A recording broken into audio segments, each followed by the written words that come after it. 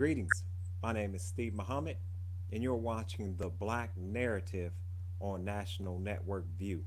And today we're going to be asking a question: did integration work? And to answer that, or to help answer that question, we have with us a author of a powerful book, and it was an excellent read. Black Integration, a failed social experiment. And we have with us Sister Loray Muhammad, and she is a Bachelor of Arts degree from Queen College, major in sociology and political science with a concentration in international politics, a master's degree in social work from Stony Brook University, and a licensed master's of social work degree from the New York State Department of Education, and a resident of New York and married with children. I would like to greet you, sister, in the greeting words of peace of Assalamu alaikum. Islam. All praise is due to Allah. And so we want to jump right on into, once again, your powerful book, uh, Black Integration. And I wanted to first read this definition from Wikipedia and get your thoughts on it. And it says racial integration, or simply integration, includes dis- desegregation. In addition to desegregation, integration includes goals such as leveling barriers to association, creating equal opportunity regardless of race, and development of culture that draws on diversity traditions rather than merely bringing, excuse me, hold on for 1 second. Of course, something would pop up as soon as we get going here. Let me read it from here. It says, rather than merely bringing a racial minority into the majority culture, desegregation is largely a legal matter, integration largely a social one. And what are your thoughts on that definition, Sister Lorraine? The definition doesn't really make a difference because at the end of the day, we were integrating into a hostile environment. The elites decided to integrate us because they were trying to placate us or pacify us when we were going through the civil rights movement of the 1960s. So they decided to implement a legislation of integration. But the elites didn't integrate their schools. They integrated the poor and the middle class schools, and the white people that were in charge of those schools did not want us there. So we walked into a situation of hostility. And not only did the school system hostile, but every institution that we entered where they were in control, they were hostile. They already had the mindset of white supremacy and black inferiority, so they felt it was even insulting to have us in the same location that they were in. And they did everything that they could to sabotage us, whether it was in the school, whether wherever institution that we went into, we met hostility. And as a result, those outcomes in 2020, you can see them right now. That's why we're now sitting around in homeless shelters, the psych wards. We are the lowest performing in the society, not because we don't have the ability to perform, but because of the hostility, because they've decided that you may want to come into my house, but I don't want you here. It's like having an uninvited guest. If somebody shows up and you're giving a dinner party and two couples showed up that you know that you did not want in your household, they're not going to get the same warm greeting or the same hospitality as the people that you invited. So we were uninvited guests and they really did not want us there. So that's the reason, one of the reasons, plus the idea of white supremacy. If you're able to compete on the same level they're able to compete, then that disproves the whole ideology of white supremacy. Mm-hmm. And so, as we get into this, this book is so powerful because we're often sometimes we're given the spiritual equivalent to why we should separate, but here we're dealing with politics, we're dealing with public policy, we're dealing with legislation, we're dealing with so many social factors, right? That once you read this book, you'll see that you'll understand why you called it a failed social experiment. Um, what prompted you to write this book? Actually, the Honorable Elijah Muhammad, because before I came into the Nation of Islam, I studied everything that he had written that I was able to get my hands on. And one of the books said emphatically that integration would not work. So I thought that to be a little curious because I'm saying, well, it's so early in the experiment. How would he know? But he said it with such force, and everything else that I had read that he said had come true. So I had to like put that in the back of my mind. Well, why, it was like a kind of a question that I held on to, even though I came into the mosque and I was, striving to be a good Muslim. So when I finished graduate school, and one day I was talking to my husband about writing a book, and one day he said to me, you should write a book. And so I said, well, you know what? I wanted to know if integration works. So let me do the research and see. So what I basically did, I pulled all of the material, all of the statistics for national, because as I traveled through the nation, I noticed that every time I went into a locale, whether it was North Carolina, whatever state I went into, I would always see my people being let off in handcuffs, all kind of negative media coverage of them, especially in the news. So I knew that there was some issue. I knew New York because I worked in New York. I worked in social services in New York for 30 years. So I already knew the dynamics in New York. So I wanted to see how that played out on a national stage. So now I started pulling in all of these statistics and looking at the statistics, just the raw data. And then I started writing the book based on what I saw in the raw data and my life experience. And I can see that the issue was that this is a program that was never going to work.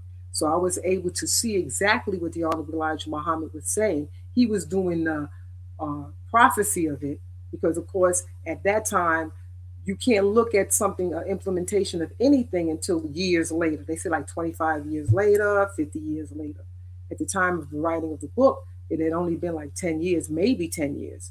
So now I'm looking at it in 2014, and I can now see the outcomes based on the implementation of the laws that they implemented and seeing how those things worked out and how it worked out, looking at the military, looking at the school system, looking at the hospitals. I looked at everything from birth to death to show how we progressed through their systems or didn't progress through their system.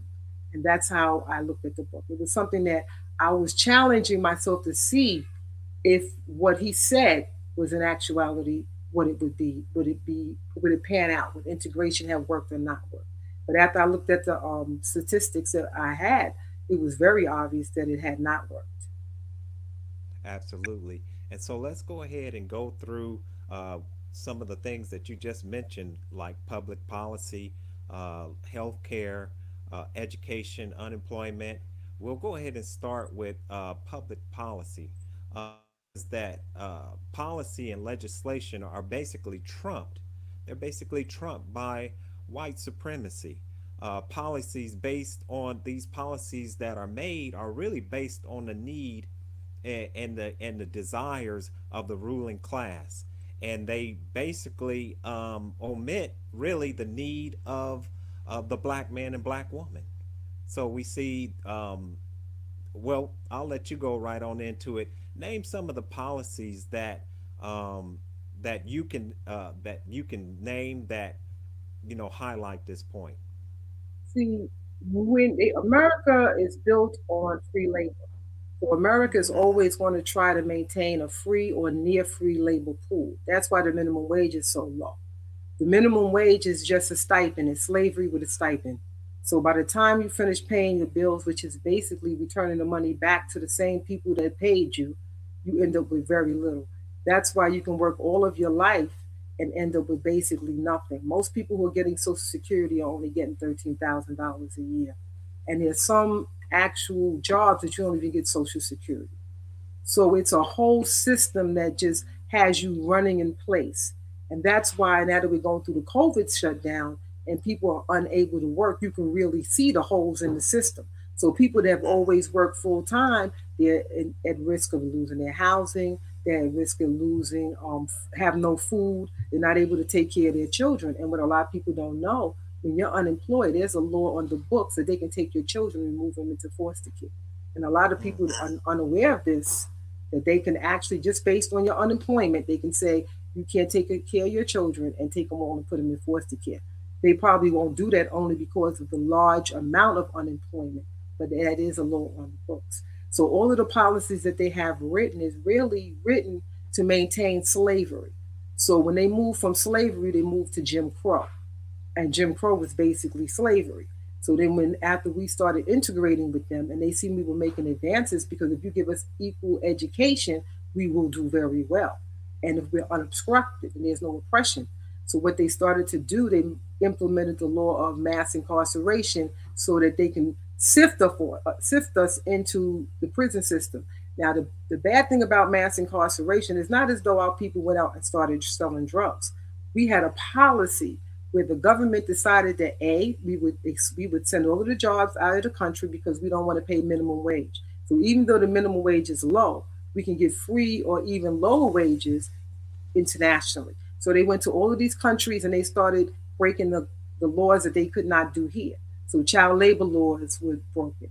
With minimum wage there, I think one of the factories burned down in a foreign country. I believe it was Bangladesh.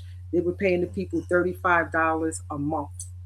So they searched the world to find the people who were the most impoverished to continue to exploit their labor. So now you have a situation where all of the factories are now abroad.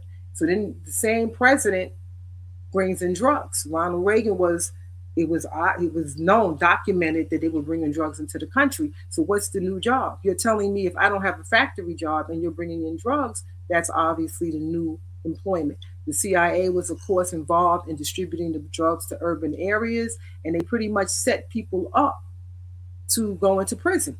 And so the same people that were selling you the drugs were the same people that were arresting you and sitting in court and testifying against you. That's a policy. This is not something that just happened in New York. This is something that happened in Miami. This is something that happened in Chicago. The mass incarceration or the criminalization of black men and women is playing out right to this very day. So the crack epidemic, even though it happened in the 80s, there's still consequences that's going on right to 2020. Our children went into foster care. Children that go into foster care have a higher rate of being incarcerated as adults. And when you're incarcerated, that means you're not taking care of your children. So you have single parent situations that were exacerbated during the same time. All of the things that you see in our colonies, which are called communities or ghettos, was implemented by the government. So if these governments that we live under are so hostile to our existence, the only way we can solve this issue is to totally separate from them. We need sovereignty in order to ensure the future of black people. Absolutely. And so one of the things like you talk about is this morphing, really the morphing of these type of laws and legislations, right? So for instance, we have chattel slavery, where here we are working from can't see morning to can't see night for free. And Mm-hmm. so but part of that whole system is that the slave master had to pay for the food and the shelter of the slave, right? And so now Mm-hmm. you have what they call wage slavery, or like you were saying, minimum wage, right? Where the slave, really, the slave is now has to pay for their own food and their own shelter, but it's so minimal that they can't pay for anything else, right? Yeah. And so the problem that we're having now that COVID has shut them down, there are certain jurisdictions that said, look, we need you to stay home. But they didn't factor in the consequences of these people not having employment. One of the biggest problems that Americans face is that the people who are dictating policy are so wealthy, they really don't understand the consequences of their policies. So they can tell you to stay home, but how am I going to pay my rent? How am I going to clothe my children? How am I going to feed my children? So it's only after the people were sitting home for a few weeks that there were consequences. The only consequences that they're looking at is to Wall Street. They're not interested in the consequences to the middle class and the poor. A lot of the middle class were able to go home and do their jobs from home. Many of the poor people, they have to physically be at their job in order to do their job. And so when you tell them to stay home, you didn't put in any cushion or any policy that would ensure that they would not lose their housing. You didn't put in any policies to ensure that they would have adequate food. And so when you go into the supermarkets now, it's not as crowded as it used to be, but that's because so many people cannot afford to purchase food. So these are the realities that the people who are running the country don't really focus so much about because they're rich. So if I'm a millionaire and a billionaire and I'm establishing policies for poor people, obviously there's going to be problems because I'm looking from my vantage point as a wealthy person and I really can't see what it is to be a boot on the ground. So they're sitting around telling everybody to stay home, and now people can't pay their bills, and they're not trying to ensure that they have housing. So now they're talking about now a lot of people are going to lose their homes. They're going to lose their job. I mean, they already lost their jobs, but they're going to lose their cars. They're going to lose their ability to take care of their children. And no one thought this thing through. So if you're going to tell somebody to stay home for 2 weeks and they're living from hand to mouth, you got to make sure that there's some kind of ability to make sure that they're not starving in the street. And no one seemed to factor that in. Mm-hmm. Uh-huh. And then you talk about healthcare, for instance, like low wage or slave wage workers lack health insurance, and that this sets up a plethora of problems. And as you just spoke on infant and maternal mortality, you state that it is more costly to correct a problem than to prevent it.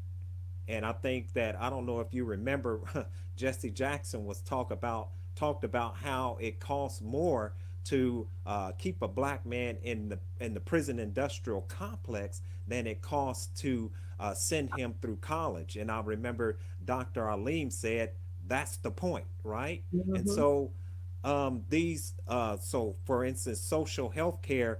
Can you talk? And we already know that infant and maternal mortality rates are so high, but you're saying that this is caused by these policies in healthcare, right? They've been rationing healthcare forever. If you have insurance, you get healthcare. If you don't have insurance, you don't get healthcare. Now, many years ago, everyone went to the public hospitals. So everybody went to the county hospital. Many of us were born in the county hospital. But as they started as employers started providing private insurance, then they started opening up these private hospitals. So a lot of the money went into the private hospital and not so much money in the public hospital. Some cities are reinvesting in it, but for the most part, a lot of the money went to the private hospitals. Now, when COVID is out now, one of the biggest problems you have is that they never really had enough hospital beds for a pandemic. They had enough hospital beds to treat the people who had insurance because the people who didn't have insurance were not going to get any help anyway. Unless they're able to get Medicare or Medicaid, they're not really going to be serviced. So now you have a situation where people are getting sick and they really don't have the hospital beds because they never planned for so many people to get sick at the same time. So you can see now how their policies have played out to the point where now they can't even address situations that are taking place right now because they were looking at a short term view. We're only going to rationalize health care to people who have A, B, and C. So if you have X amount of insurance, we're going to take care of you. Everybody else is going to get sick. I mean, or really die because we weren't going to even deal with that group. That group was just off to the side. So now we have a situation there, everybody's getting sick. So even if everybody who gets insured gets sick, your hospitals are overrun. They had people who were turned away during COVID to die because they didn't have insurance. So all of these things that they set up are now coming unraveled because they really were not concerned about treating the masses of American people. They always focused on a certain group of people to the and the other people just sit on the side of the road. And so now it's so painfully obvious that America just didn't focus that. So we make the wealth for the country, but they get the wealth to the rich people and everybody else is on the side.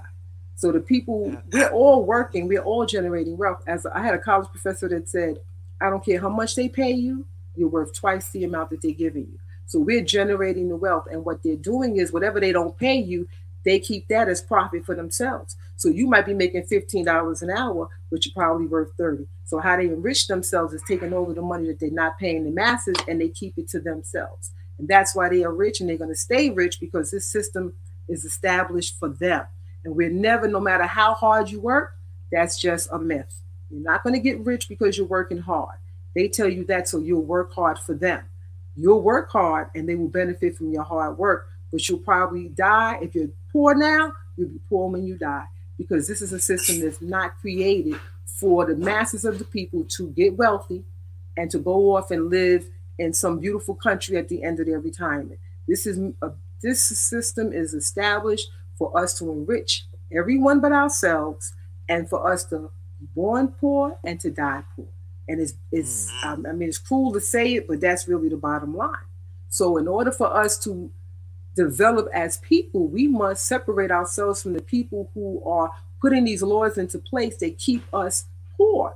So what if we can move ourselves to a separate locale where we can control all of our institutions, we would advance so quickly you would forget all of the things that we experience in this country, because we would accelerate. Our education would be controlled by us. Our health care would be controlled by us.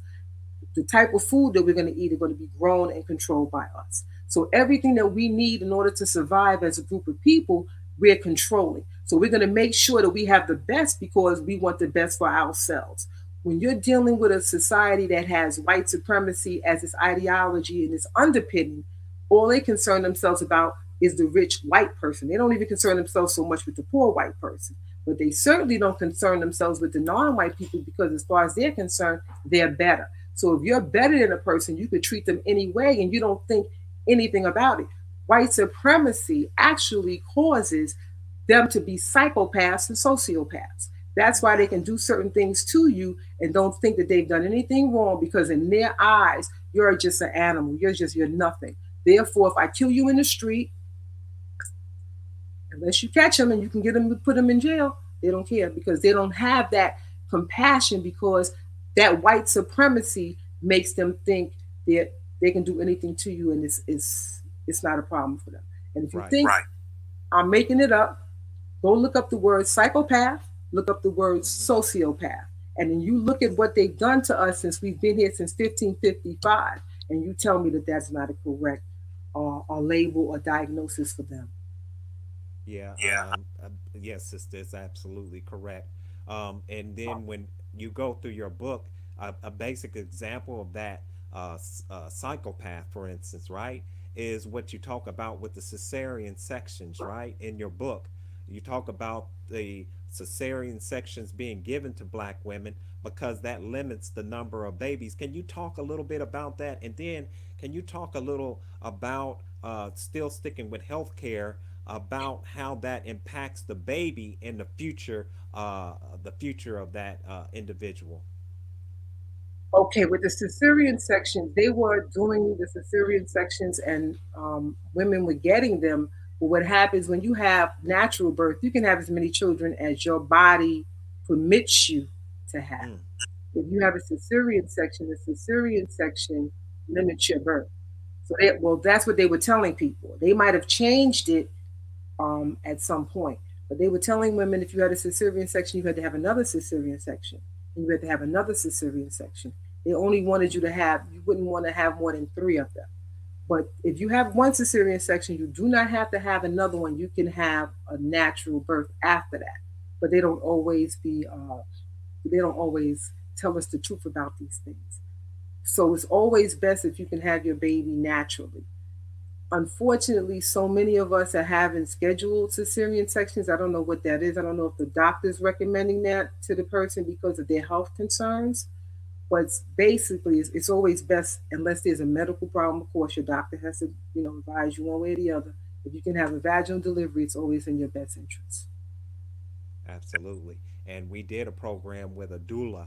And one of the things, I mean, there's that's a whole program in and of itself. I mean, because we need doulas, because when we go into these hospitals, we have to understand that just like every institution that you point out in this book is hostile towards the black man and black woman.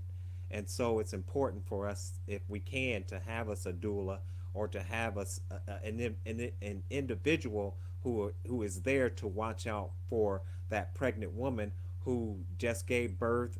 They, who is tired, who is exhausted, and then that's when they come in and try to push certain things on her. Also, we you talk about the COVID-19 coronavirus and the shelter in place, and not only do we have food deserts, but they are shutting down hospitals in black neighborhoods as well. So as you're talking about these hospitals that are still in the community that don't have enough beds, they've taken hospitals out just as they've taken grocery stores out. They have no concern about the welfare of black and non-white people and poor white people. It's just it's if you look at the policies and you look at how they ill affect us, these are not things that just are happenstance. You Right. can think it's not like it just we turned around and everybody ended up in the homeless shelter. There was a situation in the 80s when I was working in Manhattan where they were closing down the single room occupancies and they were building luxury apartments. Now the problem is most people in New York City can't afford a luxury apartment. So they're building apartments that are pretty much lying empty. There's Mm, plenty of housing, but we can't afford to pay for the housing. So what happens is you have all of these houses that are being built, no one is sitting in them, and you're sitting on the side of the road with no place to go.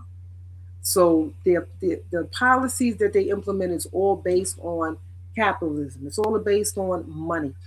And so, because everything is based on money, if you can't afford to buy a commodity, you can't have it. So, if you can't afford housing, you don't have it. If you can't afford to buy food, you don't have it. If you can't afford to buy education, you don't have it. So, all of these things that should be a right of any person who's born, they don't look at it as a right. They look at it as if you can pay for it, you get it. And if you can't pay for it, you can't get it. And it's totally ill affects everyone that's in the capitalist system. But when you talk about giving somebody food stamp or you try to give them anything that will make their burden lighter, they start screaming socialism. And so mm-hmm. we want capitalism, but capitalism is killing people.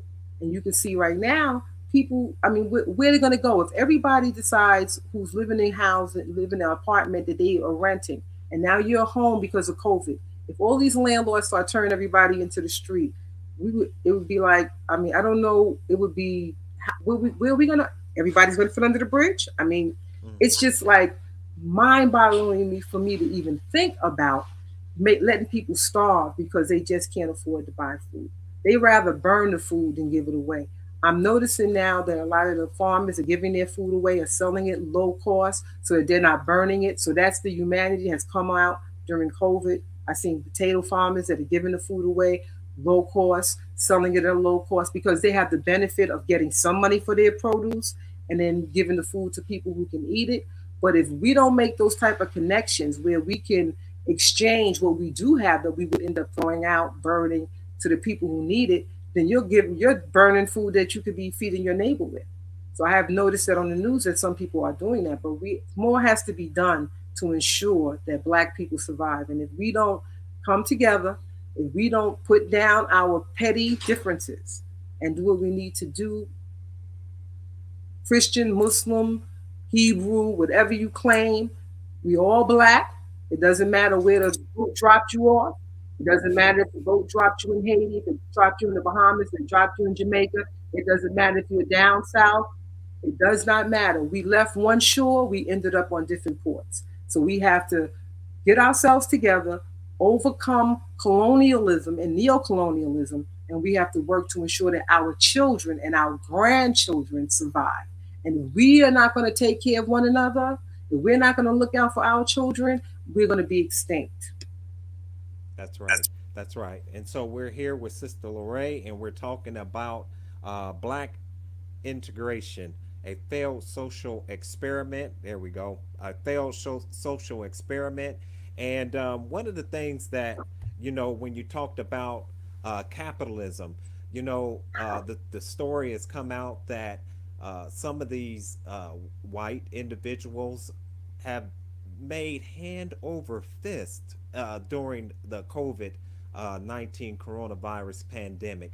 They've become, richer than rich from this pandemic. But then, like you said, on the flip side, you have the black man and black woman, brown man and black brown woman being these what do they call them, essential workers, right? And Mm-hmm. some mocked it and said expendable workers for real, Yeah.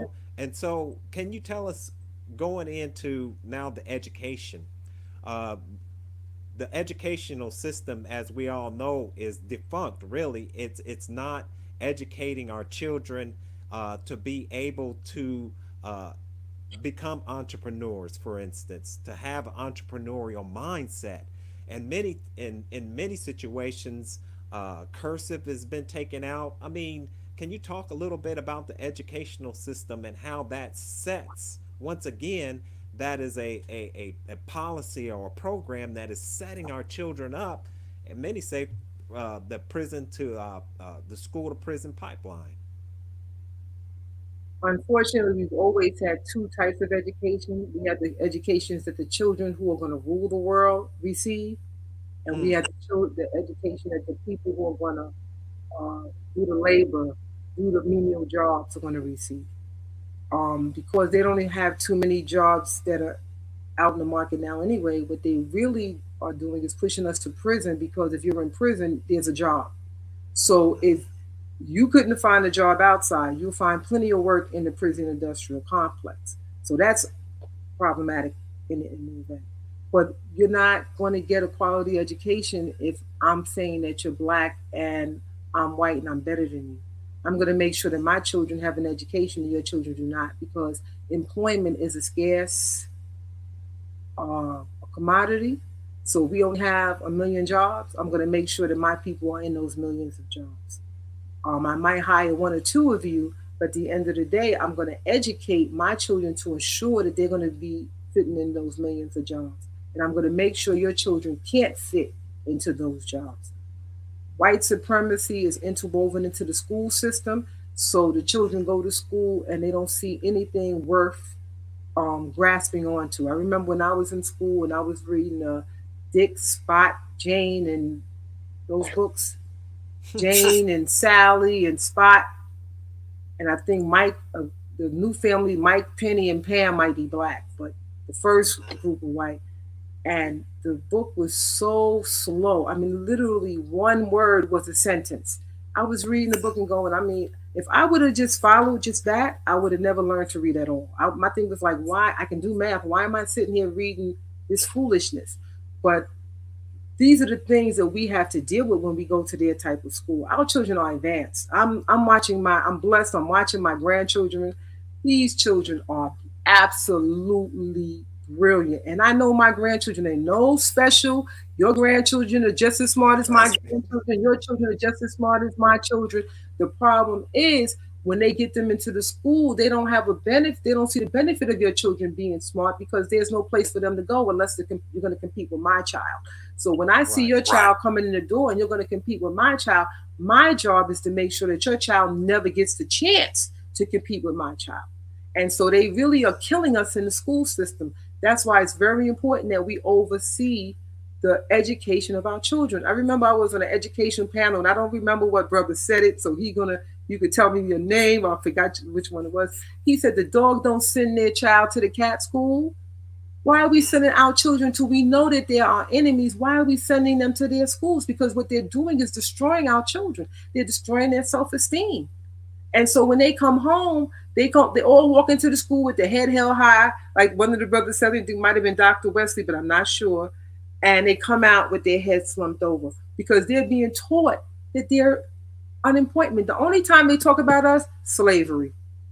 That's what you learn in school. You had no contribution to America except for slavery. And even when they discuss slavery, it's only when you start reading the books as an adult that you realize how slavery was really the engine to their capitalist system. They wouldn't have America as you know it without slavery. But they don't even talk about that. They just give you one line: black people were slaves. They don't tell you how Wall Street was built on slavery. They don't talk about insurance, banking, all of the industries that they have, manufacturing, all of that derived from cotton, all the things that we actually built because we were carpenters, we were architects, we were engineers.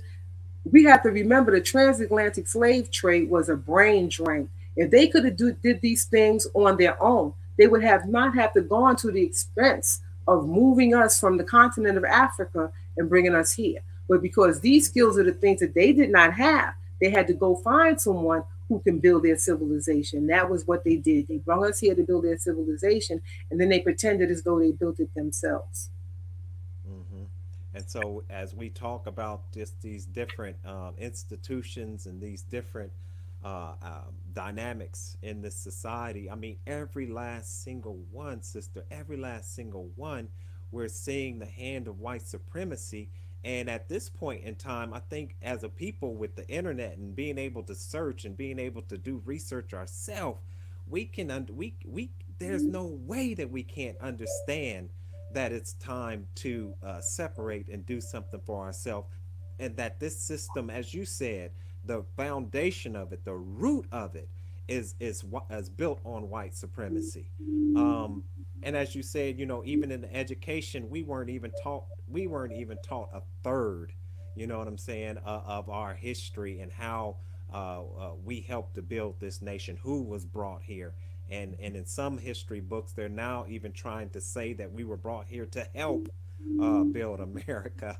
So this is ridiculous, right? So we thank Allah for the teachings of the Most Honorable Elijah Muhammad as taught by the Honorable Minister Louis Farrakhan. And let's go into employment. Previously, as we know, fewer black-owned businesses dependent on whites, and this dependency on them really has a detrimental effect on the family. Can you talk a little bit about that? And as you say, why we need to come together, pull our resources, and do for self. One of the biggest problems we have now is that they're willing to hire the women and not the men. They're willing Mm, to educate the women, not the men. And so when they made that decision to slay the male and to feed and to spare the female, that's going to cause an imbalance in your household. So you have situations where the women are working and bringing home the I don't want to say the bacon, but the turkey bacon, right, and there you go. they're the ones who are basically securing their household.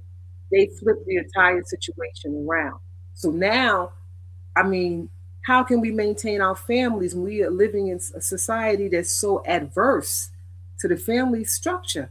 We have a family structure that is the basis of a civilization. If you don't have a good family structure, you're not going to have a good community. You're not going to have a good nation. We have to have strong family. And if the man is not permitted to take care of his family, and the woman has to make do it, and the women don't necessarily want to do it, you got to remember black women weren't in the liberation movement. That was a European women's conception. We were always here to work. We were forced to work, in fact. They decided they wanted to go out into the workforce. We would like, many of us would like to go home. I'm just being honest. We work Right. because of necessity. And as a matter of fact, I forgot the book that I'm thinking about. If black men had been paid after slavery what their labor was worth, black women could have sat home and we could have reared our children. So the policy was to pay black men as low as they can possibly pay them, so we would have to go out and work. So all of these policies that they implement in America are policies that are hostile to black family. So if they're hostile to your family, they're going to destroy your family. All of these laws that they set up is all about keeping the economy going and the destruction of the black family. Because if your family can function, that's anti-white supremacy. White supremacy says you're going to do A, B, and C, and no more than A, B, and C. Because white supremacy is black oppression. And as long as we're living under them, we will always be oppressed by them. That's why it's imperative for us. If we could pack up and leave tomorrow, everybody should be getting their suitcases together. That's how serious this thing is. Because they don't have anything for us. Their economy is being broken by COVID. Capitalism is dying under COVID. So what kind of job are you going to get after COVID? They can promise you anything. They're all giving you symbolism to give you the impression that they're going to be better than their forebears. They're not going to be any better than their forebears. They want to keep us here to send us off to war. They want to keep us here to make sure we can take care of their grandmothers as home health aides and all these different positions that they do give us. Anytime they're holding us, it's for some agenda that benefits them. They never think about what's benefiting us. And so you have to look at this. This is a 465-year history of exploitation. We have to get past Stockholm syndrome Mm, in order for us to release their legs and walk away. We have to walk away. There's no other way for us to survive. As long as we're staying here, they're always going to find some means of exploitation. They're always going to control every aspect of our lives. So we have to go. God shouldn't have to put so much pressure on us to get us to leave. Just the fact that we've experienced what we've experienced. But some of the problem is that they're very deceitful and they keep our people occupied with the television, with the radio, with all of the filth that they generate through these mediums. That's why they have a lot of these reality TV shows so that you can sit around and watch that stuff. I've never watched most of it, so I don't want to judge all of it, but I'm sure most of it doesn't benefit us in the long Yeah, just like the music, and we talked on a previous show, you know, you had, for instance, the assassination of black leaders in the '60s, right? And then in the '70s, they come with these black exploitation movies, and they glorify pimping run. and drug dealing. Then in the '80s, late '90s, you have the conscious rap, and Mhm. then they bring in this thug rap, Yep. and then some would even say that the conspiracy so-called theory, which is really a conspiracy fact, is that the music industry met with the prison industrial complex and they come up with this thug rap, right? Mhm. Where it talks about killing your own black brother. And so now you bring up this so-called reality, right? TV, and this is just the same thing being played on us over and over again. All What programming, excuse me, all mhm, programming on television is telling you what to think. They don't tell you anything other than what to think. So if they decide that China is the enemy, everything on TV is about China. The TV shows are anti-China. Everything is based on the propaganda. The news is propaganda. They don't tell you, they don't educate us enough for us to make analysis and decisions based on what we know. So what they do is just say the same thing over and over and over. So when you're watching NSNBC, they're talking about maybe COVID today. You look at CNN, Trump, Trump, Trump, Trump, Trump, and they are telling you what to think. So if you ask a question about Trump, they're going to tell you exactly what they heard on CNN or MSNBC. They have no mhm, independent gauge for any information. All the information in America is controlled. So all the media is going to say the same thing. Right now, they're talking about the vaccine. So everybody's trying to convince you now that the vaccine is good, the vaccine is good, the vaccine is good. That is propaganda. That's what I want you to think. So when you go outside, you go, oh, yeah, the vaccine is good. Where did you get that thought from? Do you have any independent research? Do you have any other source other than what you see on television? So everything they want us to do, they put on TV before they want you to do it. And so if they that's decide right. this is the newest trend, it's in the music, it's on the television. And people think that they're doing what they want to do, but they're actually being programmed to do what they're doing. Hmm. And once again, we thank Allah for the divine guidance of the Honorable Divine Minister Louis guidance. Farrakhan, because, like you said, that's a torch light, in this dark world. So let's go in. I mean, we talked about employment, and there was something that was on my mind, but it just fleeted away. But hopefully, it'll come back. But with unemployment, we're still the first hired. I mean, the last hired and the Mm-hmm. first fired. Right? We're overworked and underpaid, and so Mm-hmm. this goes into employment and education. So here we have this college degree education, but we still are making, um, with our college degree and our letters behind our name, the same amount that a white man without letters is making in some situation. And in some situations, he's the boss. Mm-hmm.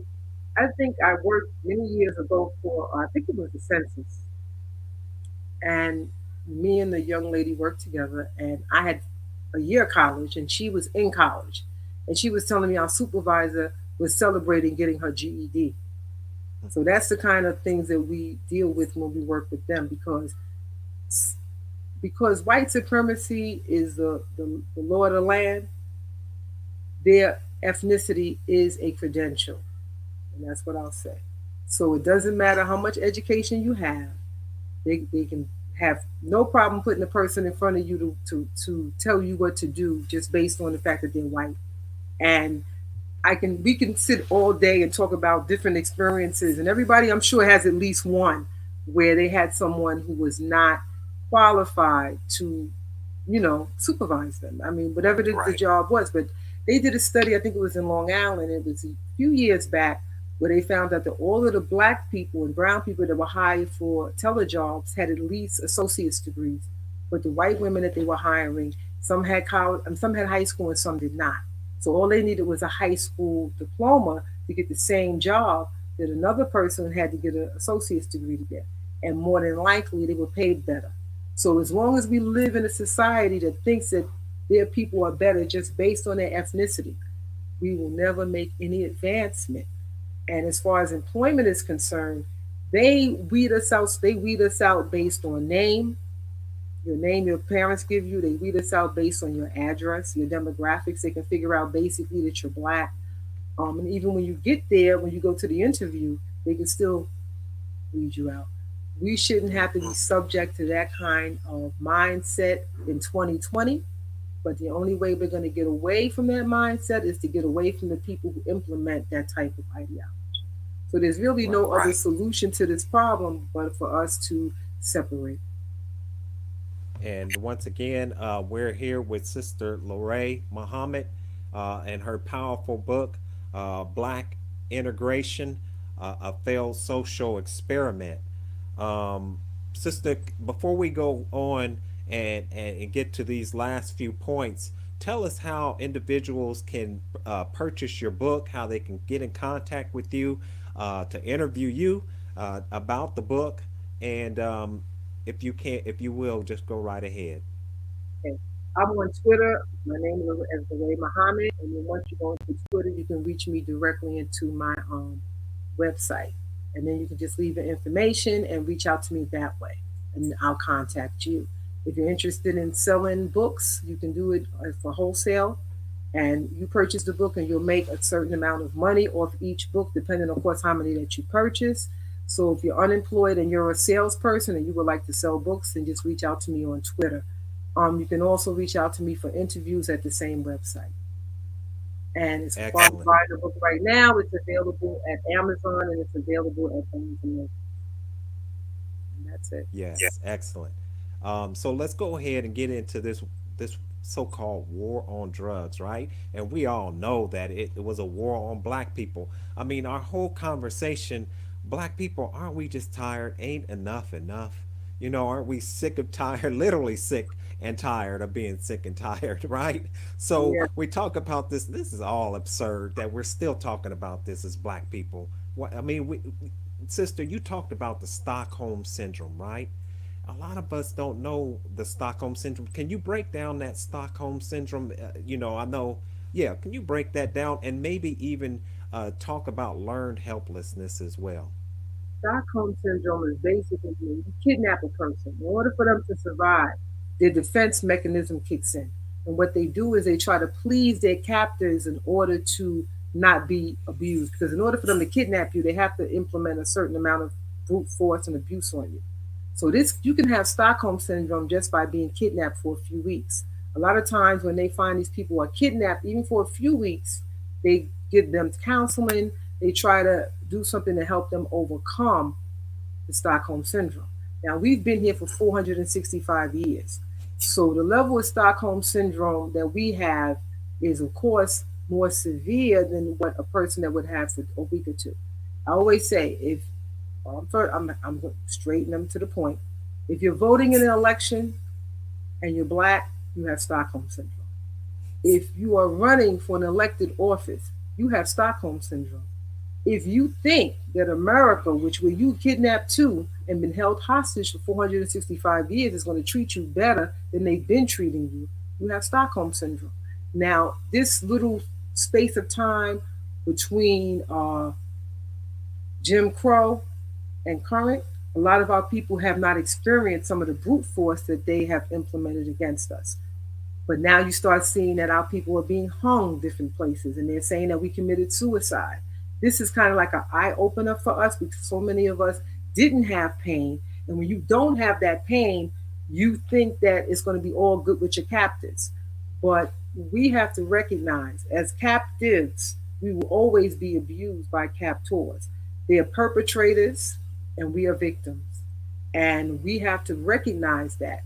And it's very difficult for me to watch when white people get on television, all due respect, and try to pretend like they don't know what racism is.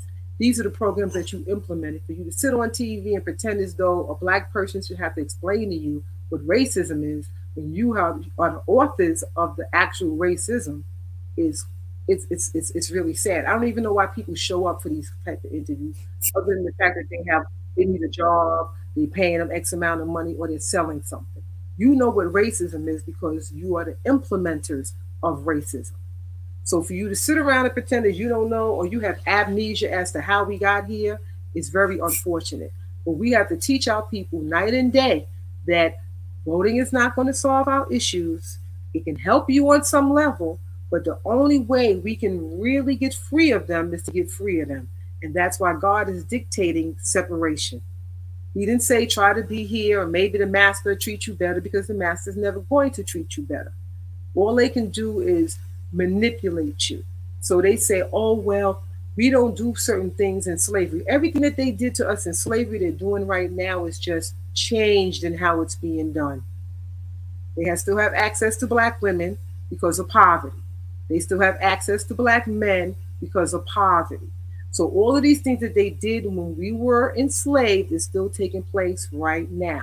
Nothing has Mhm. changed but the calendar date and how it's being done. So if we're still here, it's involuntary. So you can't say to me, I'm voluntarily doing something, you have me captive in your country. I cannot be a volunteer. I'm a captive.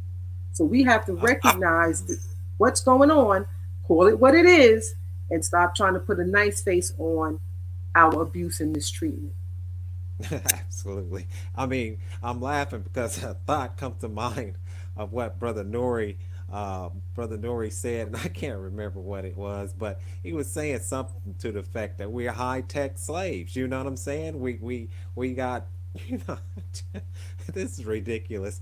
But anyway, um, and and it really is, sister. We as a people, we we just can't imagine unless we come into contact with the teachings of the most honorable Elijah Muhammad as taught by the honorable minister Louis Farrakhan. We can't even imagine the greatness and the potential that is within us, and how we need, as they say, that we have nothing to lose but our chains. Literally, we have nothing to lose but Literally. our chains.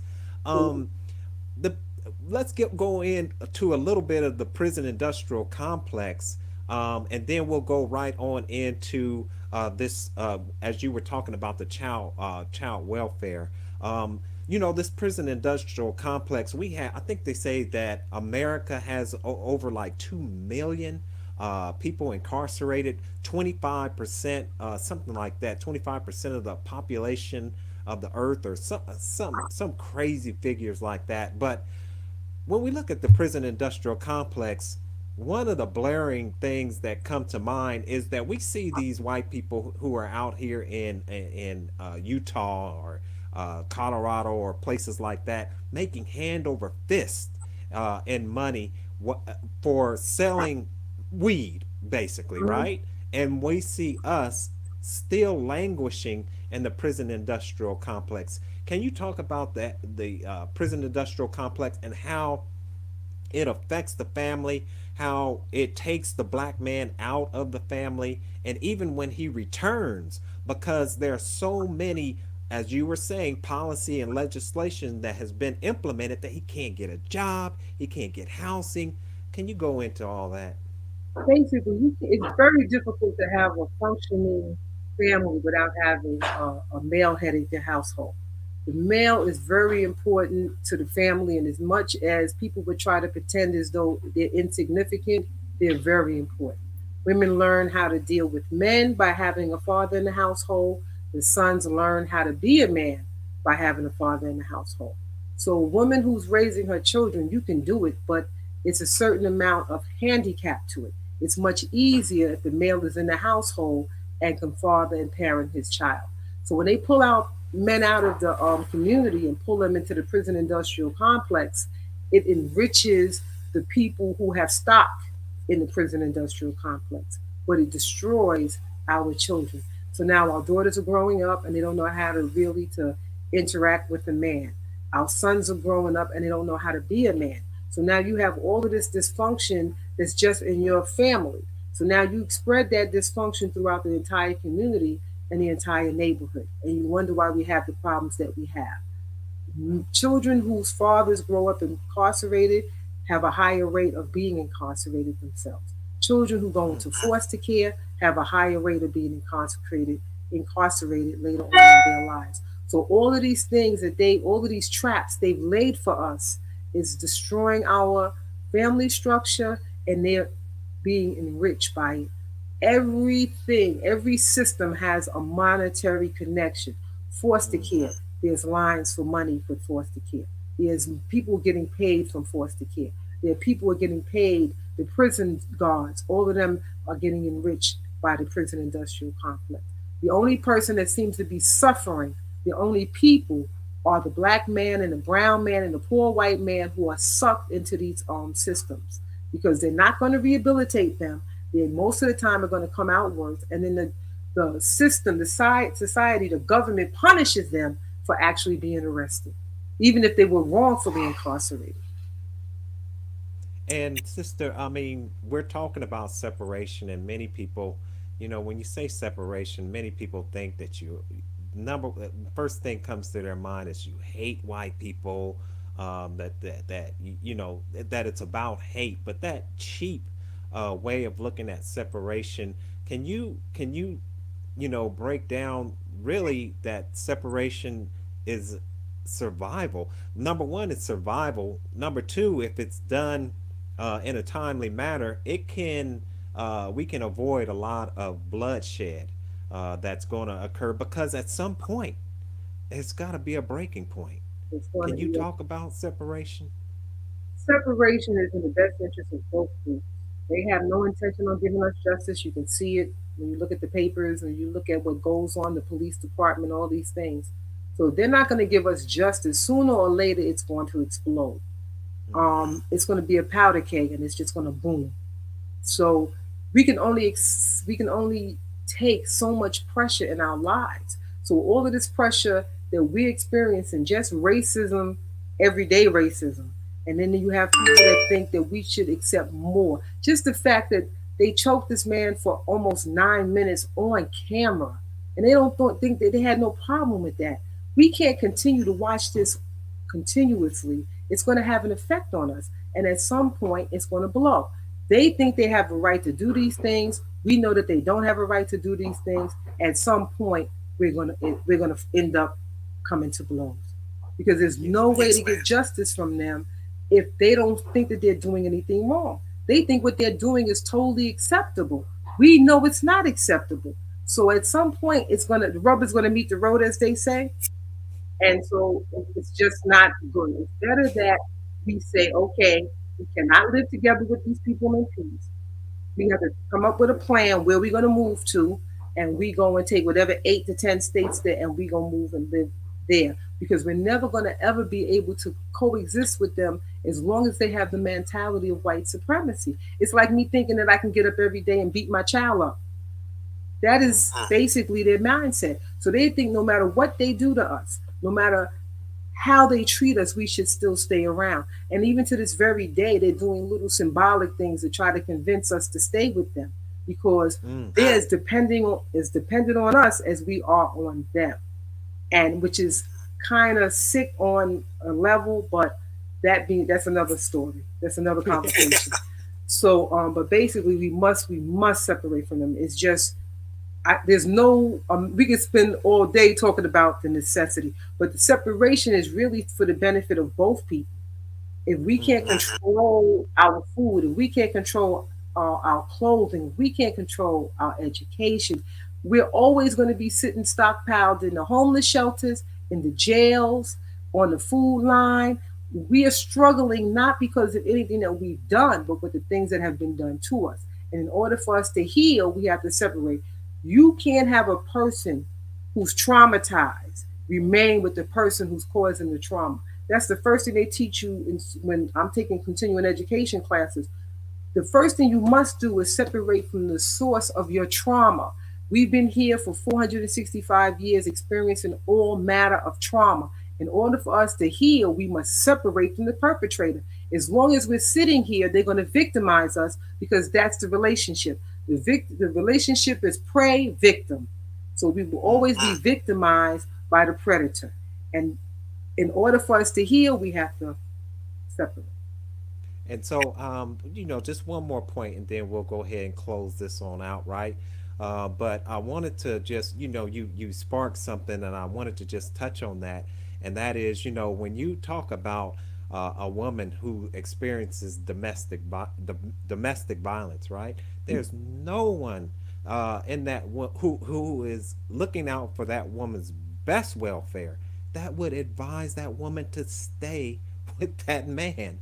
And and like you said, after a while you have two mentalities that are sick. You have the woman's mentality that's sick for wanting to continue to forgive that man for the beating, and of course he has his whole mentality, a sociopath, right? A psychopath is sick because he takes some type of pleasure in some Mm-hmm. cases in beating that woman. Um, so separation in that case, we can see it on that smaller level, and we need to begin to understand that it's on a larger level. It's on a macro level in the case of the black man and woman. And so I wanted to end, talking about our children, because if we as a people are not strong enough to stand up for the future of our children, then, as the most honorable Elijah Muhammad said, we might as well go commit suicide, right? So, can you talk a little bit about the child welfare system, the foster care system, and if you can, just go ahead and talk and give us an understanding of how messed up that is, and if you want, if you can talk about the crack, because I think people can really begin to understand these dynamics that took place because of the crack epidemic, which was of course the CIA bringing the crack into our communities. See, the things that they're punishing us for doing, I'm not saying that we don't have issues with, how to our care of our children can be an issue. But the things that you're punishing us for are the very same things that you implemented against us during slavery. You don't want me to spank my child, but you used to whip us on the post. All of the things that we've experienced here, the sexual abuse, the physical abuse, the education neglect, all of these things went on for centuries and centuries and centuries and centuries. We've never gotten any kind of trauma counseling. So all of these things that we learned here, we can now implement against one another and we implement within our household. So all of the things that we learn from them now, you're punishing, the society is punishing us for doing what we've learned. So you're saying, well, you shouldn't hit your child, but we've learned over centuries and centuries and centuries that we didn't do what we were supposed to do anywhere we were, whatever area of the plantation that we were in, we were whipped. So then you learn that behavior that you whip your children because you were whipped. So all of the things that we experience as far as abuse and neglect that the society implemented against us, some of us are doing it in our homes. We also are doing it to one another because these behaviors were never corrected. The trauma was never addressed. Not only was the trauma not addressed, but the people who traumatized us continue to traumatize us daily. So we really never got a chance to heal from any of that. So now a lot of our children are going into foster care basically because of our poverty. You'll find that people who are impoverished at a higher risk of their children going into foster care because everything is a commodity. So if you're telling me I have to buy glasses, I have to buy all of these different things, and my budget is only so much amount of money, whatever it's $100, 200, whatever I'm getting, I'm going to be at higher risk of being pulled into agency, a child protective agency, because I'm going to be neglecting. Like 80% of the cases are usually neglect cases because I didn't do something, and that's how our children come into foster care. Once they're there, because racism is in every system that we interact with, we have a higher rate of our children being placed. There's many cases. I don't want to get into that. There's another discussion. White people can get their children discharged to them faster with the same issues as a black parent who comes into family court with that issue. So there's racism on every level. Now with the crack epidemic, crack hooked people very quickly. So they deteriorated very quickly. So now they are more interested in purchasing drugs than they are in feeding their children. So those children were removed and placed into foster care. Some years later, I think in some states, I know New York, they started letting you put your children in foster care with your family members. So that was a little alleviation of, just put them in with a stranger. But basically, all of these systems who are judging us are the very same systems that put us in a position in the first place because they sold us the drugs. And the person that sells you the drugs is responsible for the outcome. So if the government decided to sell us drugs and then they turn around and say, okay, you want drugs and snatch your children, God is watching. Mm-hmm. We can't And stay with them. There's no that's way. right. That's right. And so let's end it. Let's end it on this. The Kerner Commission. President Lyndon B. Johnson formed an 11-member National Advisory Commission on Civil Disorder in July 1967 to explain the riots that plagued cities each summer since 1964 and to provide recommendations for the future. The commission in 1968, the commission's report in 1968, informally known as the Kerner Report, concluded that the nation was moving towards two societies, one black, one white, separate and unequal. And unless the conditions were remedied, the commission warned the country faced a system of apartheid in its major cities. If you could close us out on just your thoughts, because that says it all. None of these issues, social issues, were corrected. They're worse than they were during the time frame that this report was written. Um, yes, we do have a serious problem, and they know it's a problem, but they have a plan for it. They figured if Mm-hmm. we blow up, we'll roll the tanks. That's their solution to everything. That's why all of our police departments have military weaponry. All of the old, Mm-hmm. they being trained by the military. Israel is training many of the police officers now. They're also taking all of their old military weapons and giving it to the police department. It is illegal and unconstitutional in America for them to call the military into a domestic conflict. But if they give the police officers military weapons, that's the loophole. So even though they have military weapons, technically they're not the military. But they Mm-hmm. can. You see what's happening when they riot. They're coming out. I mean, they have everything but rocket launchers. They have all of these.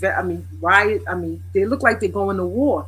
And you're supposed to be in a country that's supposed to protect and serve the citizen, but they're letting you know we're not citizens. That's why they handle their people who are upset differently than they handle black people. When white people have a confrontation with the police, they're treated like citizens. When we have a confrontation and we can be justified, they're still looking at us as the enemy because they've always viewed us as the enemy. So we can sit around and pretend like it's something different, but just Right. look at how we're treated. Anybody can. I'm what they say. It's what you do. It's not what you say. It's what you do. So if there's two different confrontations, and I'm looking at how you're treating white people and how you're treating me, then that lets me know what you think about me. They coming out with riot gear. They coming out with all kind. I mean, they're not even having. They might have rubber bullets, but they also are firing tear gas at people. They had to figure out how to overcome the tear gas, and this is something that they were angry about. It was legitimate concern. They actually killed the man in the street. They choked him to death in front of the cameras. When white people come and show up with guns, they are handled with kid gloves because they're the citizen and we're the captive of the citizen. Once we understand that we're the captive of the citizen, it'll be easier for us to decide to leave. As long as we are convinced that they put in a couple of black people here and there, they could put a couple of brown people in their cabinets here and there, that we're going to get justice. A black person can implement white supremacy just as easily as a white person can implement white Mm-hmm. supremacy because we went to their schools, we learned their way of thinking, and the only way you overcome is if you rebel. Either you are a college educated person who decided to reject white supremacy, or you've accepted it. If they're putting them in positions of authority, they've accepted white supremacy. They're not going to put somebody in charge who's going to do the opposite of what master wants. Mm-mm-mm.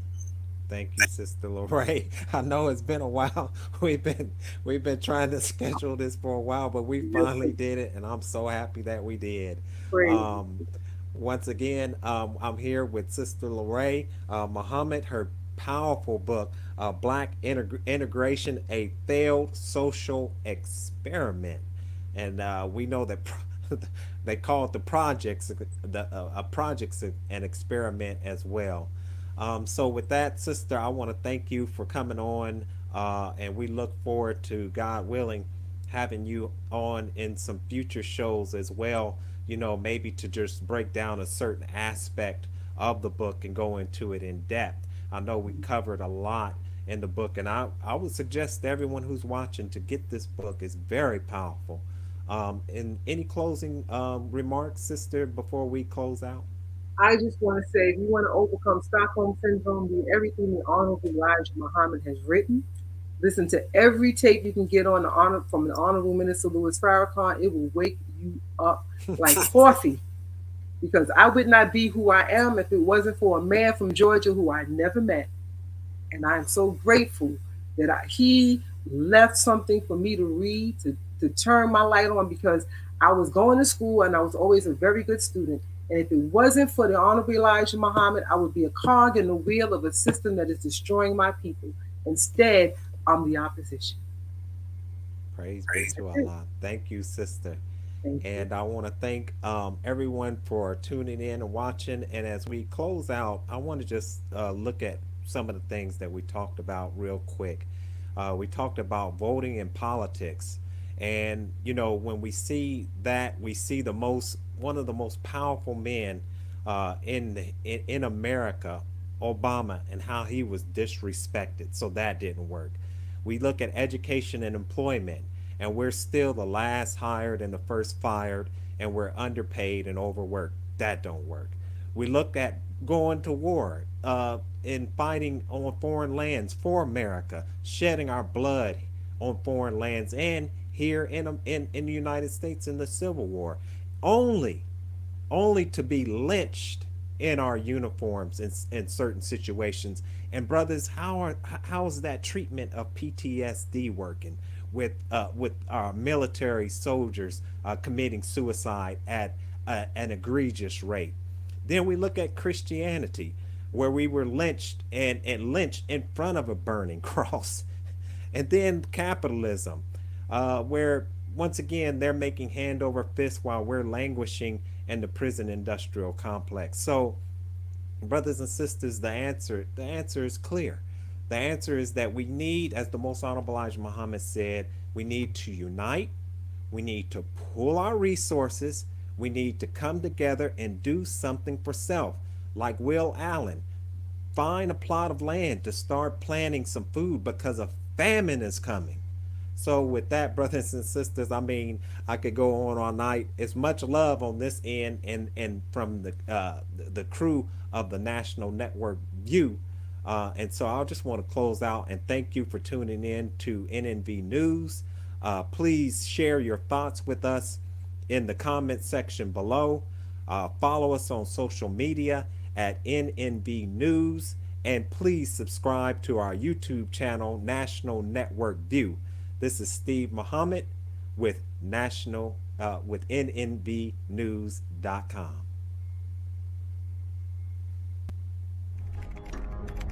Be a part of the force that powers truth in journalism.